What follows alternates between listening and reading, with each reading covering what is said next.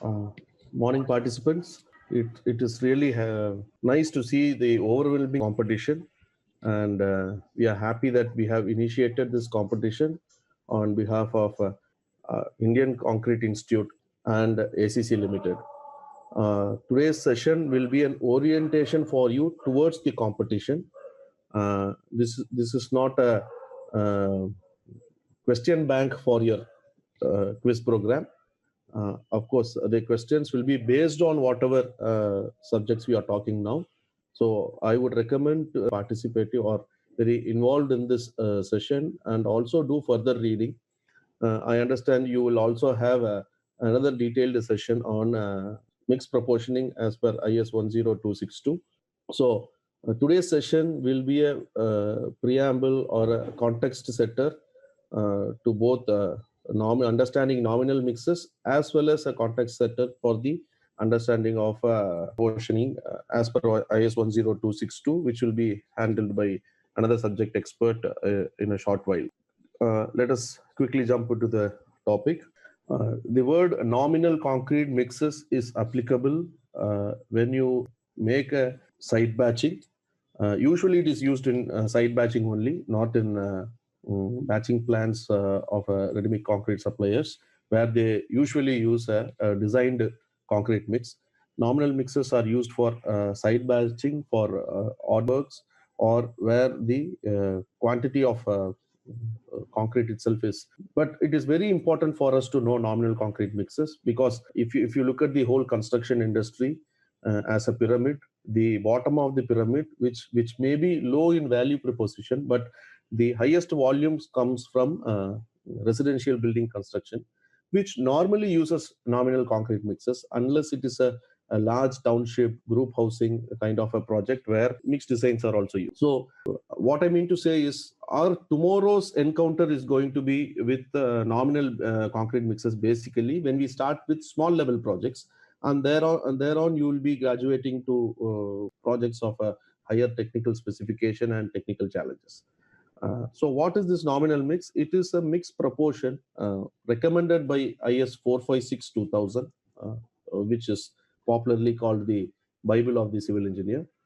Uh, this is recommended by IS 456, and this proportions are mostly misunderstood, because there are a few fine points but very important points which have been highlighted in the code IS 456, but we usually ignore. For instance, if somebody asks you, I've had this experience myself when I go to any fresh engineers. I ask them what is the nominal mix for making M15 concrete. They will give me an immediate response: 1:2:4. If I ask M20, it is 1:1.5:3.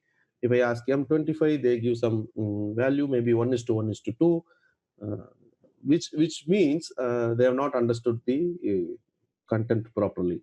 Please understand, nominal mixes are only applicable up to grades of M20. For M25, if someone asks you a nominal mix proportion, you should say, sorry, I don't know, because you will design the mix based on the basic properties of the aggregates to be used, the kind of workability we would require while using this concrete, etc., etc., which also you will be oriented towards that also in the next session. So the understanding is the numbers only: 1:2:4, 1:1.5:3. These numbers are very popular in the field with fresh engineers, with practicing engineers, builders, everybody. But what we fail to understand there is it by volume proportioning, or is it by weight batching, proportioning based on weight, and what are the trials to be done, what is to be done to avoid a failure? In those are not understood properly, for which we will be orienting you today. Okay. Now, there is a statement published here: concrete is the most abundantly used building material. This was not published yesterday or the day before. It was published. Every one of you would appreciate the fact that it is more true today, because we are in a era of rampant civilization. Urbanization is going on very rampantly. So the use of concrete has not even doubled; it has multiplied itself manifold. So this statement is very, very relevant today, And as we see this statement, we should also be looking at it through the perspective which I just told you. Tomorrow's concrete is mostly to be used in volume wise. It is to be used in housing projects, which would normally use M20 grade and below. So to understand nominal mixes becomes very, very vital. Okay. Coming to the definitions, I have two definitions here on what is concrete. Uh, Most of you would have an academic definition, probably who have already taken the course on concrete technology. They would describe concrete as a mixture of binder, fine aggregate, coarse aggregate with water. Description of concrete. I would say for an actual definition, we would take it like this. It is a building material which is generally strong against compression and weak against tension. It is plastic and workable and moldable when it is in a fresh state, and it attains strength and stiffness on hardening. So this definition is more or less giving you a picture of why concrete is being used, because it is very, very strong in compression. It is moldable into any form. It is durable than most of the other building materials. So concrete is a very popular building material. To occur, which could probably be you or me, it is a homogeneous mixture of aggregates. Here comes your academic definition. It is a homogeneous mixture of aggregates, coarse and fine aggregates, with a binder and water. It may or may not additives, but nowadays almost all concretes involve the usage of some admixture or additive, because we expect more out of concrete. And the quantity of the ingredients are based on the requirements of the behavior of fresh concrete and the hardened concrete, which means what I would use, how much I would use, depends on how I will use it and for what purpose I will use it, or the engineering requirement of the concrete in a hardened state, namely the strength part, the control on the crack width, etc., etc. So today we also have to look at a very important perspective of concrete, which is cost. There are the In our book talking too much about cost, but when it comes to a practical sense, not only concrete, any building material, any engineering material for that sense, it qualifies to be used, one, basically because it would satisfy the engineering parameters in terms of the strength. Strength can be in terms of the compressive strength or tensile strength or the abrasion resistance or the impact resistance, the tenacity, etc., etc., the ductility, etc. So it is all the engineering parameters. So one side is the strength. The second major factor why material for producing anything. I am not pertaining this to concrete alone. It is for any engineering material. So the second would be the availability, the easiness in which he would avail that material, and he can use it to form a product. Third would be formability or usability. How easy material, and most importantly, at what cost, because today's market is all based on cost. Like any product is developed and it is sold in the market at some cost, and if this cost is feasible only, if this feasibility is defined properly, then the product comes into use. For example, you get a concrete which is highly durable. Say somebody claims it will not even crack for 200 years, we are all happy. Which is highly strong. Like for example, we need you are happy. But if they cost you a bomb, if they say, oh, per m cube I would charge you 1 crore, I mean 1 lakh, or even 10,000, it sounds rubbish to us, because the cost part of any building material or any engineering material per se has to be controlled, and the cost is the final envelope into which all these engineering properties, usability, availability, etc., are being put into. So it is important for us to understand the cost concrete mix itself, and through which you will also understand many other engineering aspects. Why I am emphasizing so much on cost is, like, once within that you will have to find how you will give the maximum performance of the concrete as a building material. So let's try to answer the following question. What is the percentage of housing versus total construction projects? At least in India, this number stands to be somewhere between 60 to 65%, which means 65% of expenditure on construction is based on housing or housing related projects. Then what percentage of a housing project is concrete? Anybody with a little bit experience on estimating and costing would again tell you it is at least 50%. So 50% of a building is made of concrete in terms of cost. Uh, and what determines the cost of concrete? It is a very simple question. How do you calculate the cost of concrete? It is the summation of the cost of the various materials plus the cost of handling it and placing it. So it is dependent on the cost of cement, the cost of fine aggregate, coarse aggregate, water, electricity required to produce this concrete, the cost of manpower, the cost of pumping or carrying it to the formwork, and the cost of vibrating it. All these are part of the concrete cost. Now, in this, which is the most sensitive, I would say it is the cost of cement, because that comes as a product from a seller. Others are mostly vernacular. It is from a local source. Of course, sand bears a cost. Coarse aggregate bears a cost. But cement is like a commodity which you buy from a seller. Now, where to control cost? Traditionally, people were controlling cost by controlling the amount of cement which goes inside. For them, the costliest material in this chain would be cement. So they think if I can minimize the usage of cement, I can control cost.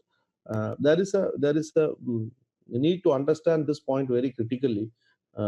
You should not try to minimize it beyond a certain level. Thing is nothing but minimization of the wastage or minimization of the redundance. It is not minimization from the required level, which means you are compromising on the quality or the engineering parameter of the material itself.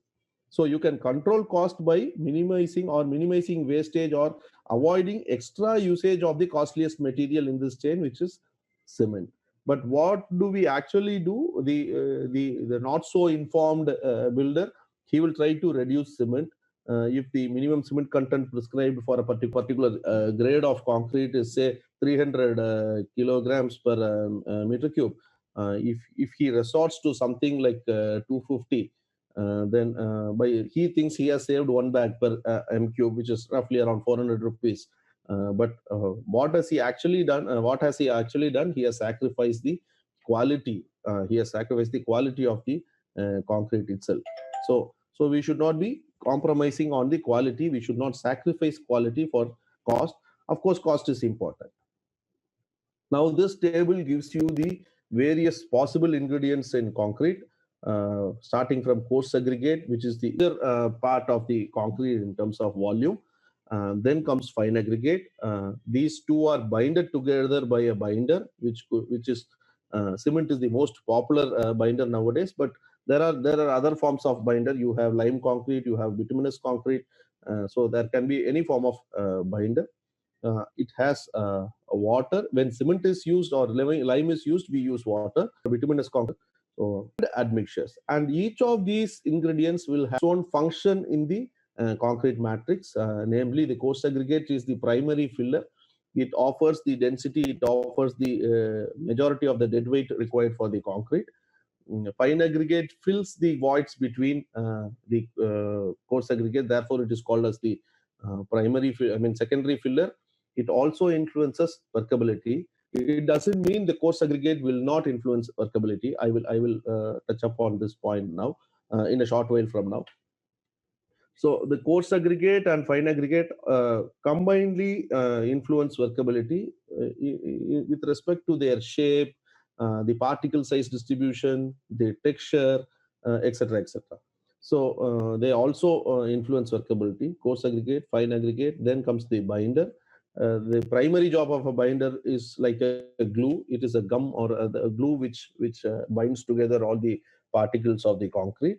It also ensures durability, locking the finer pores or voids within the fine aggregate or the whole matrix as such. The density of this blockage determines the durability to a great extent. Then we have water. Water is chemically participating with the binder in the form of hydration, and also water plays a major influence. It has a major influence on the workability of concrete, which any dumbhead will be able to understand. You pour more water in concrete, it is more workable. So water influences workability to a very high extent. But as a civil engineering student, we should be knowing the Abraham's law, which states that higher the water cement ratio, the lower will be your strength and durability of your uh, cement product. So we should try to minimize water usage. Minimize also, again, I'm telling you, you should not. You cannot make zero water concrete. Yeah, some amount of water is required for the hydration of the cement. Now there is a hint for a quiz question here. Maybe I'm not guaranteeing this question will come, but maybe mm, somebody can ask you what would be the minimum amount of water required for hydration of cement. So whatever I have discussed so far has already got so many questions hidden inside it. So hydration is a process which would require water. Uh, if you are aware of the Abraham's law, then your tendency would be not to use more water, but you would still have a requirement of rheology. I mean, the behavior of concrete when you are using it, pouring into the formwork, compacting it or molding it, basically. So to alter its performance, you use admixtures or additives. There are many kinds of admixtures. Primarily, they are classified into chemical admixtures and mineral admixtures. Uh, Chemical admixtures, the name itself is making it very obvious. Mineral admixtures are basically pozzolanas, which we use in the form of fly ash, slag, metakaolin, rice husk ash, etc., etc. Additives is a slightly modified or an enhanced version of a chemical admixture, which is specifically used to alter some rheologies in concrete. The same table, it is expressed in terms of a in a graphical form. Uh, the Don't take the absolute values uh, for your references. It is only a relative thing what you should see, because nowadays concrete mixes are done in fantastically different environment. You have uh, different ranges of concrete. So these proportions will not be applicable to any concrete which you take, but it is generally so. For example, this graph represents uh, coarse aggregate content will be somewhere around 35 or 36 percentage to 55, 56 percentage. You cannot fix these numbers, because for the same grade the mixed proportions from area to area, from source to source of the aggregate will vary. So this is only a relative representation. But what we should understand from this picture is, like, coarse aggregate constitutes to the maximum volume of the ingredients. Then comes the fine aggregate. When you compare the volume of coarse aggregate and fine aggregate, cement is somewhere in the range of 10 percentage or so when you put both put together. Then water to cement is always in the range of 0.5, 0.55. Almost 50 percentage of water would be required, on based on the quantity of cement you use. You should also appreciate that there is some air content. You cannot make a zero air content concrete. At least till now nobody has produced it. And you have very degrees of admixtures, but their influence on the rheology is going to be great. Okay, coming to the performance of concrete. uh, we have to view concrete in three different stages. One is the fresh stage, the other one is the hardened stage. These two are very popular. Transition stage is one stage which, as a student, you may not have had a very good experience with, or you may not have interacted with the concrete in a transition stage. First stage, we all would have done the um, slump cone test. You know how fresh concretes look like. You know how to do the slump cone, where at the first stage the most important parameter which is viewed for concrete is the workability. In the hardened stage, the most important parameter is mostly the compressive strength. In some special structures, we also uh, have a look at the tensile strength of concrete, the crack pattern, the crack width, etc., etc. But coming to this transition stage, what is this transition stage? It is the stage in which the initial setting of concrete is over, but it has not attained the final strength, or it has just started the process in attaining the final strength. So initial set is over, hardening has just started. This is the stage which is called transition. It is called young concrete sometimes, or in a colloquial language, I would say this is stage where the concreting is done, finishing is done, and it is just time for you to start curing the concrete. It is the time just before the curing. This is called a transition stage. This stage is very, very important for you to engineer, to supervise, to take care of, because this stage will ensure the right performance of concrete. It will also ensure a longer durability for the concrete. How do we understand concrete? We were discussing this just in a short time before. How do we understand this concrete? It is workability, strength, and durability, but the most popular parameter is strength. We only talk about grade of concrete. We are aware of workability, but the awareness dies after the mm, concrete pouring is done. Though workability is a very significant indicator of the final performance of concrete also. For those of you who would go to sites and would be using this concrete, uh, remember, workability is an indicator. Workable, if you have very high workability, then you should start thinking more about what is happening inside this concrete. If you have very low work, you should start thinking. So, workability, though, is a parameter that you, once you place the concrete and vibrate it and finish it, but it is an indicator of what has gone inside the concrete. And you can almost predict what will happen to the concrete after it is hardened completely. Then comes the strength. The predominantly used strength parameter is the compressive strength. There are research topics, or there are applications, there are tender documents which also emphasize the requirements of tensile strength also. But concrete, we know, primarily is used to the advantage of its compressive strength. So the grade of concrete is very, very important. We test the grade of concrete on 28th day. Why do we test it? We will come to that in a little while from now. Why 28th day? That is a very popular question. And thirdly, the durability. The durability of the concrete is till today a very, very obscure value.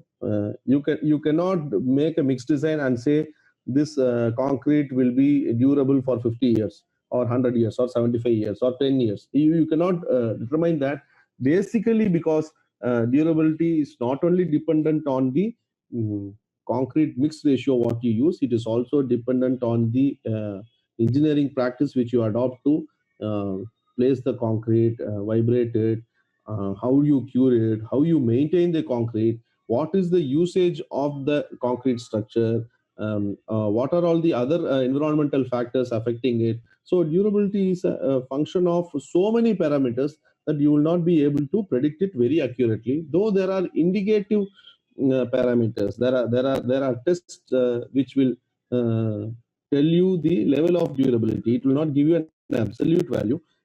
Tests like permeability test, chloride penetration test, softivity test, all these are tests for durability of concrete, but they will only give you a relative value of the durability performance. It will not give you an absolute value of durability in terms of timelines. Now come to the strength. We usually classify concrete in terms of grade of the concrete, which is starting basically from M5, M7.5, M10, etc., etc. This grade is called as the characteristic strength of concrete. If you search your code book for definition for characteristic strength, your IS 456 will state that it is the strength of a material below which not more than 5% of the test results are expected to fall. Which means if the strength is 95% okay, then it can be assigned that strength.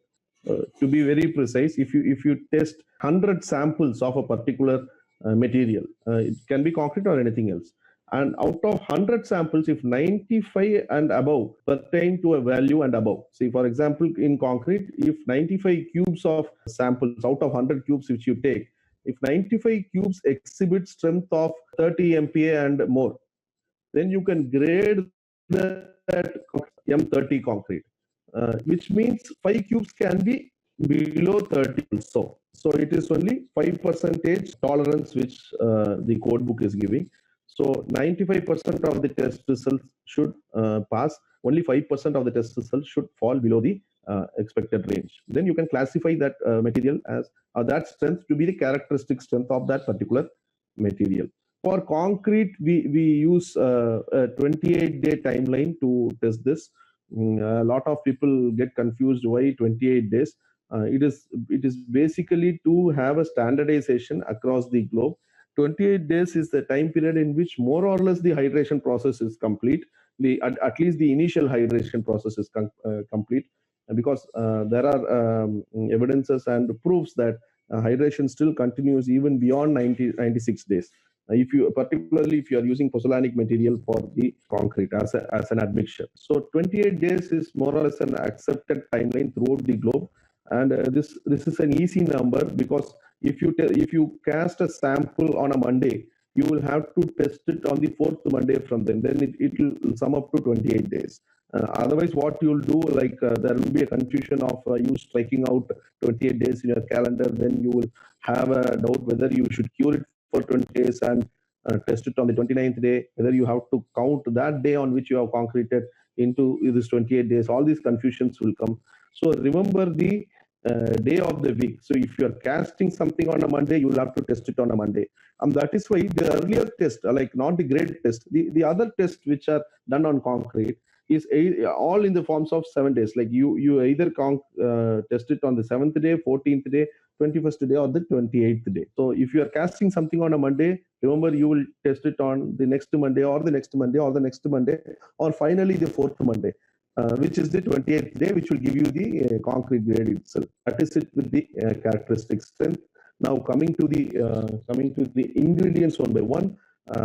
Basically, there are two popular forms of binders available in cement itself.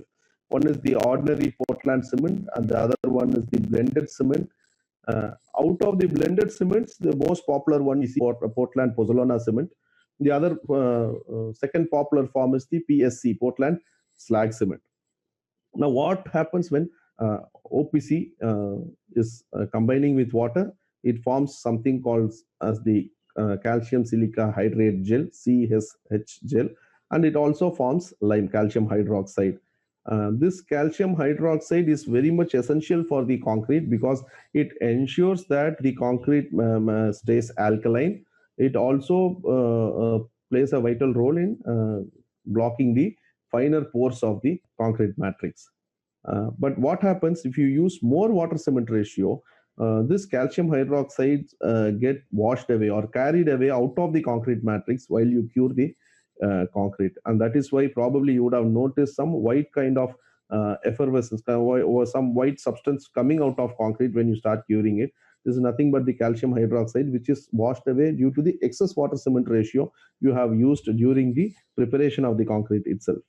But this problem is mitigated to a certain extent in when you use blended cements, because this calcium hydroxide, a part of this calcium hydroxide, not entirely, remember, part of this calcium hydroxide is again reutilized by silica, which is available in the form of the admixtures, additives what you have used, the mineral admixtures, basically the pozzolana materials, the fly ash or the slag. So this lime is again combined with silica. Part of this lime is again combined with silica, and it again forms a small quantity of calcium silica hydrate, which means this is why the blended cements are more durable, as well as they give a little bit extra strength in the long term. This is because of the secondary hydration which takes place. So why it is important to understand this? Because the 28-day strength is a kind of a misunderstood figure. In case of situations where you can afford to wait, you are not in a hurry to get 28-day strength. Even if you can wait for 56 days, then there are enough possibilities where you can use lesser quantities of cement and get a cheaper concrete, but still ensuring that the engineering parameters are met, not at 28 days but at 56 days. And it works the vice versa also. In case there is a requirement of a higher 7-day strength, then accordingly you can engineer your mixed proportions to get a higher strength, higher 7-day strength or a 28-day strength. These are the box compounds basically available inside cement: C3A, C3S, C4AF, and C2S. I would not dwell more into this because we are going to talk more about the proportioning rather than the quality control of the concrete itself. But what you can understand from this is all these four compounds do not behave in a similar manner. They have a sequence of reactions. They have their different intensity of reactions. They produce different kind of effects while they react. So each of these box compound has a specific role to play in the hydration process. That is what you need to understand. So I hope we have dwelt enough on grade. We just saw what is the characteristic strength, workability. You people know the easiness in which you can transport, place, and mold the concrete, which is popularly understood by the slump cone test. There are other tests for workability also, you might be knowing. And durability is an indicative estimation of the service life of the concrete structure, but it is a highly complex thing to derive exactly. You cannot do that. It's almost impossible because it's a function of various other parameters such as exposure conditions, etc. Coming to exposure conditions, again, your IS 456 gives you a lot of classification on the exposure conditions. I'll show that table also now. Water cement ratio, we understood what is Abraham's law. One basic moral which we should never forget is higher water cement ratio means lower strength and lower durability. Curing is an important process in which you ensure that the water cement ratio which you have added during the preparation of concrete is very effective. Which means curing is not a process of adding more water. Curing is some technology. It need not even involve water. You can do curing without water also. So there are curing compounds, which is basically the protection of the water cement ratio, ensuring that the water cement ratio what you have added is fully utilized by the cement for its hydration. So that is the process of curing. And finally, we will come to mixed proportioning, which is the basic language which your concrete maker will understand. You cannot go and talk to him on I need a concrete with 60 mm slump or 75 mm slump. All you can tell him is mix 1:2:4 or 1:1.5:3, whatever. You can give some numbers through which he will understand and make the proportion. Now, IS 456 classifies concrete into three categories. One is ordinary concrete, which is up to M20 grade. They have not put lean concrete here. Anything below M10, we classify it as lean concrete. So ordinary concrete, standard concrete, and high strength concrete. Standard is M25 to M55, and from M60 above, it is called high strength concrete. Remember, today's topic, nominal mix, is only applicable for ordinary concrete.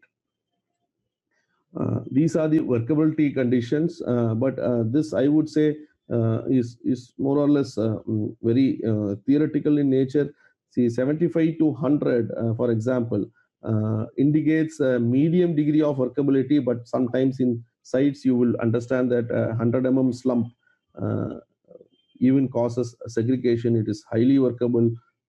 Sometimes it is flowable also when you vibrate it.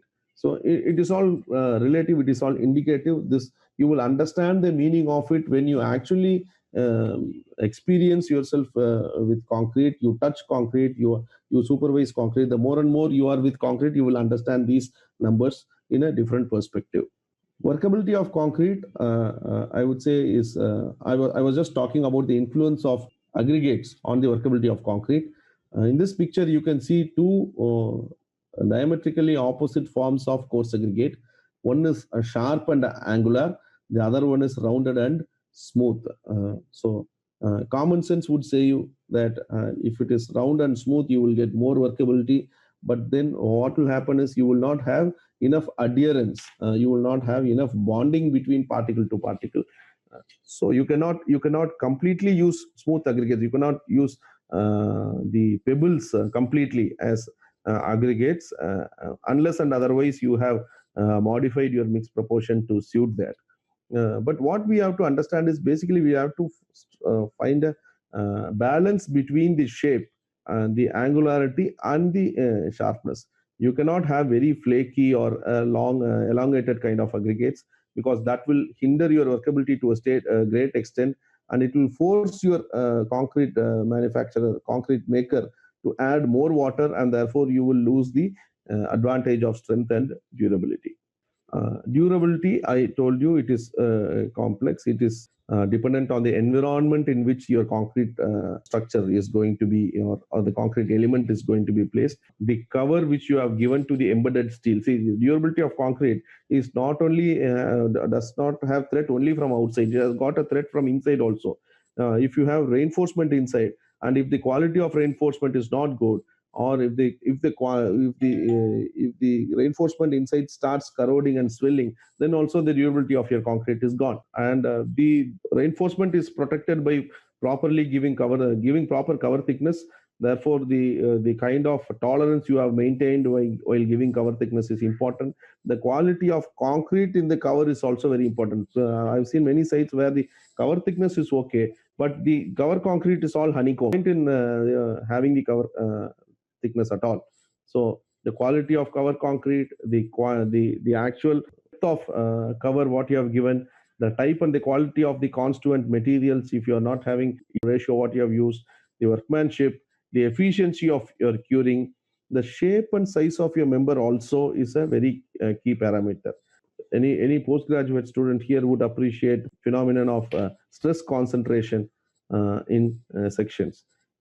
Basically, if it is an overstressed area in concrete, it is susceptible to deteriorate fast. Anything which is stressed higher will deteriorate fast. The durability comes down. Therefore, the shape of this member, for example, if you have rounded corners, then you will not have stress concentration. That itself is an advantage for you to maintain durability. So the shape of the member, size of the member, the stress concentration in the member is also playing a vital role in the durability of concrete. These are the exposure conditions. Our IS code has classified the exposure conditions into 5 categories, namely the mild, moderate, severe, very severe, and extreme. If you look at the mild exposure condition, it describes it like concrete surfaces protected against weather or aggressive conditions, except those situated in coastal areas. But in today's urban world, I don't practically see a mild exposure condition. Because in cities you have a lot of threat of carbonation, even though you are away from an industrial zone or anything like that. The kind of carbon monoxide as an exhaust from the vehicles itself is a threat for you. So my personal advice would be you design concretes at least for a moderate environmental exposure conditions. Because there are claims that the rains which we get nowadays are acid rains. Is it acidic because of the pollution in the environment? Therefore, it is safer to design concretes at least to the moderate exposure condition, if not mild. Unless you are very sure that you have mild environmental condition, I think you should choose moderate. This is table number 5 of IS 456, which tells you one very important parameter. See, if you are using plain concrete, the minimum cement content you should use in terms of kilograms per m cube of concrete for mild exposure conditions, it is 220 kilograms. For moderate, it is 240. But today we are going to talk more on structural concrete. It is not plain concrete. So therefore, we will. There is enough and more probability that you will land up in a much higher strength. So the nominal mix is only a guarantee of the minimum strength what you will attain. So M20 adopted through this nominal mix table in your IS 456 need not always be, it can even sometimes be M30, or I have experienced M35 also in some cases. This is the table. This is where you find the information regarding the nominal mix for concrete in your IS 456. It is table number 9, which says that the leftmost column gives you the various grades through which for which you can design the nominal mix. Starting from M5 up to M20, you can always very well see that M25 is not. So you can use this table only up to grades. The second column says describes or gives you the value of how much of aggregates you should use per 50 kg of cement. The title is total quantity of dry aggregates by mass per 50 kg of cement. So if you take M20, for 50 kg of cement, you will use 250 kg of fine and coarse aggregate put together. Mind you, it is total aggregate. And mind you, it is dry aggregate. The aggregate has to be absolutely dry. Now, you have taken 50 kg of cement, take 250 kg of total aggregate. But if you read further, it says it is generally 1:2, but subject to an upper limit of 1:1.5. Which means this 1:1.5 is having slightly lesser coarse aggregate, and a lower limit of 1:2 and 2. This 1:2.5 means it has got more coarse aggregate. Now we will dwell upon this after we look at the next column. The final column gives you the quantity of water per 50 kg of cement, which is the maximum quantity of water. So for example, in M20, the maximum quantity of water which you can use is 30 kg per 50 kg of cement, provided your dry aggregates are your aggregates are absolutely dry. If you already got some moisture content, then you cannot use this 30 kg of water. You will have to reduce something, like to the extent of whatever moisture is already present in your aggregates. For example, your aggregates has already got 5 kg of moisture, then you cannot use 30 kg. You should use only 25 kg. Okay, coming to the note below, it's proportion of the fine to coarse aggregate, which is the 1:2 or 1:1.5 or 1:2.5, as described in the column number 3. The proportion of the fine to coarse aggregate should be adjusted from upper limit to lower limit, which is the upper limit 1:1.5, which is the lower limit 1:2.5. It should be adjusted from upper limit to lower limit progressively as the grading of fine aggregates become finer, which means if as the finer it becomes, you should go lower. So when you are at the top, the coarse aggregate should be, the fine aggregate should be the coarsest. So if you have a very coarse fine aggregate, then you should use 1:2. If you have a normal zone 2 classification fine aggregate, if you have a very coarse fine aggregate, you have a very fine sand, then you should use 1:2.5 as the ratio to proportion fine aggregate. So the proportion of the fine aggregate to coarse is adjusted from upper limit to lower limit progressively as the grading of fine aggregates become finer, and also the maximum size of a coarse aggregate becomes larger, which means the general ratio of 1:2 is applicable for zone 2 classification sand and also 20 mm nominal size of aggregate. So when your aggregate becomes larger, you are supposed to go down, which means when your aggregate is the smallest, you are supposed to go up. So when you have aggregates then you should use a ratio of 1:1.5. When you have a coarse aggregate of 20 mm size, you are supposed to use the ratio of 1:2. When you have an aggregate size of 40 mm, then you are supposed to use the ratio of 1:2.5. Okay, I know it will be a bit confusing as of now, but it will be easy for you when we do an exercise. See, I have taken an M20 example of an saw. The total aggregates per 50 kg of cement is 250 kg, And for on a generality, if we assume that we are using 20 aggregate and zone 2, or it could be manufactured sand also, then the ratio between fine aggregate to coarse and 166.67 kg. 2 times 83.33 is 166.67. So both put together, 83.33 plus 166.67 is 250 kg.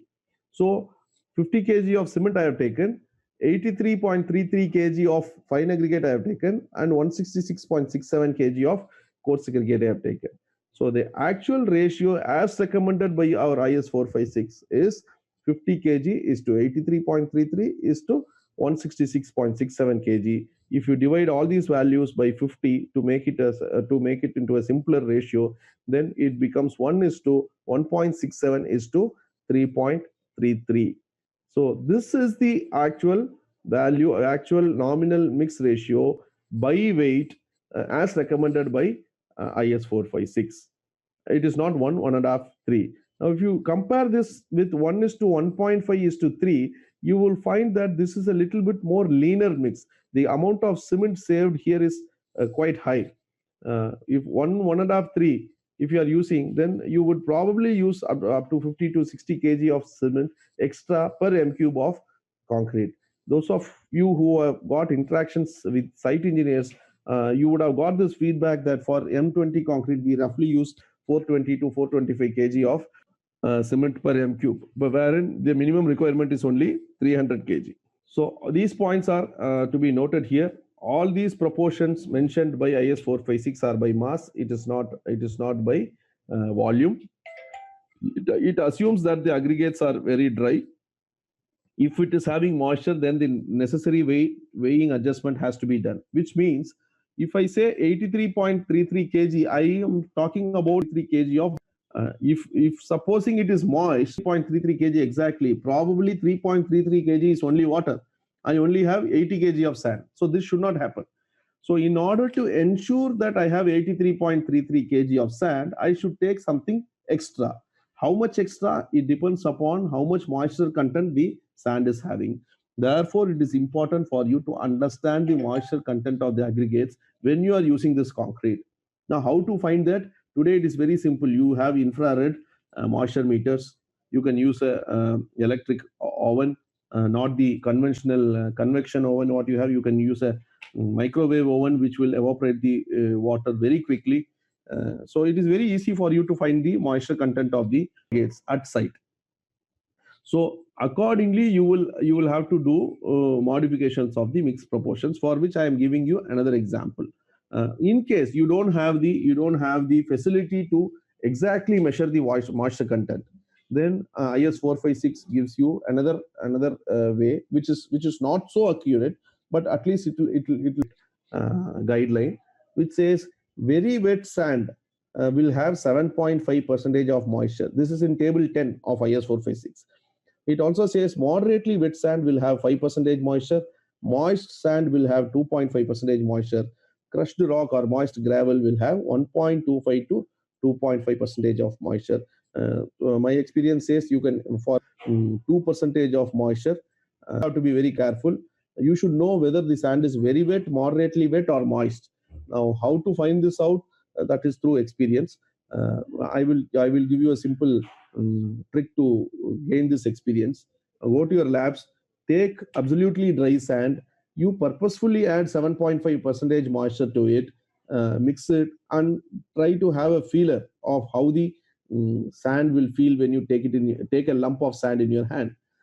By doing this, you will have an experience of 7.5% of sand, which is very wet sand. Then you can do the same exercise for moderately wet sand by adding 5% to absolutely dry sand. Moist sand, you can do it with 2.5%. You can have all the three samples in front of you, samples multiple number of times, then you will be able to judge it. And this has to be there if you have to avoid the usage of infrared moisture meter or the microwave oven at your site. So this will come only through experience. You have to bypass this and resort to scientific methods in which you will find the percentage moisture content. Now, to understand this better, I have assumed a moisture content of 7.5%, which is mostly the case when you get fresh sand either from the riverbed or even from a M sand manufacturer. Mostly it is having 7.5 percentage of moisture. And I assume a 2.5 percentage moisture for coarse aggregate. And now what is the correction I have to do? Instead of 83.33 kg, I will take 89.58 kg of sand. I arrive at this because I've got 7.5 percentage. So I divide 7.5 by 100, which is 0.075. I add it with number 1. So it is 1.075. I multiply this 1.075 with the initial value, 83.33.